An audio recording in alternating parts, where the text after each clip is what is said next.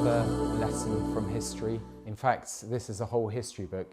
It's an interesting book called The Pilgrim Church by E.H. Broadbent.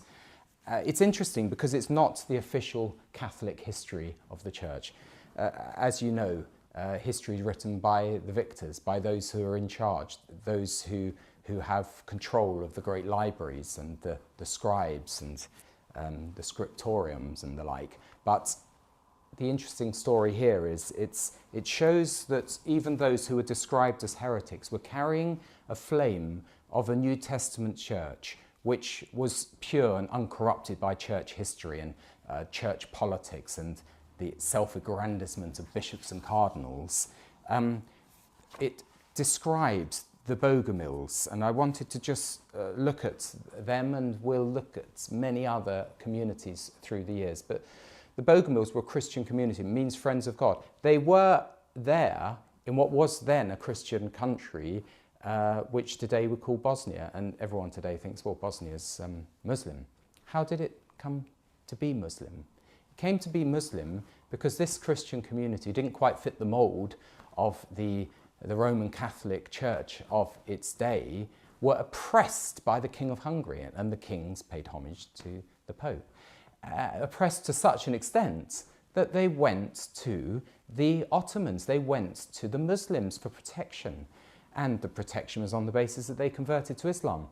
And so this wonderful expression of the body of Christ, of the New Testament church, faithful to the scriptures, of course, history is, as I said in my introductory 5-minute slot, it is just a little thin slither of information, and this is what we're going on. But it's important to note that there's much more to history than just the official accounts. Now, the Bogumils sought refuge by the Muslims, and it became Muslim. Bosnia became Muslim.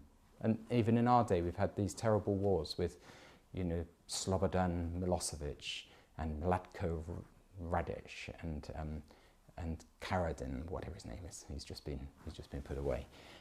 They are the ones who have been trying to Christianize this neighbouring country, even trying to oppose the Roman Catholic as it became Croatia with some Serbian Orthodox domination. The East-West division of the Roman Empire described in Daniel, foretold in Daniel, projected and prophesied there. We've seen evidence of it in our day, the Eastern Orthodox and Western Christendom. Much could be said about this.